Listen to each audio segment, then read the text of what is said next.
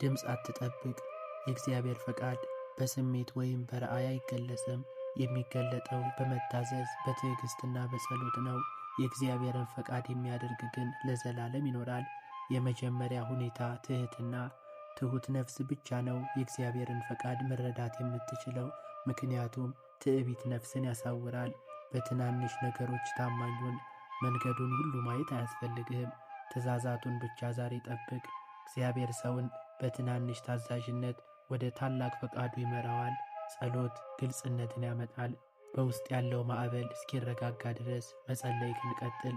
ያኔ የእግዚአብሔር ሰላም መንገዱን ያሳይሃል። በጸጥታና በመታመን ኃይል ይሆንላችኋል። ከራስ ፈቃድ ተጠንቀቅ።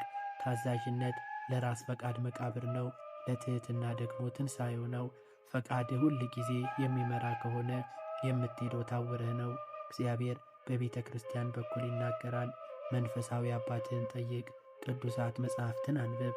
ወደ ንስሐ ሂድ። እግዚአብሔር የሚሠራው በክርስቶስ አካል በኩል ነው፣ በግል ሐሳቦች ብቻ አይደለም። የልብ ንጽሕና ዋና ቁልፍ ነው። ልቡ ንጹሕ የሆነ የእግዚአብሔርን ፈቃድ በሁሉም ነገር ያያል። ስሜቶች ነፍስን ይጋርዳሉ፣ ነገር ግን ንጽሕና ብርሃንን ያመጣል።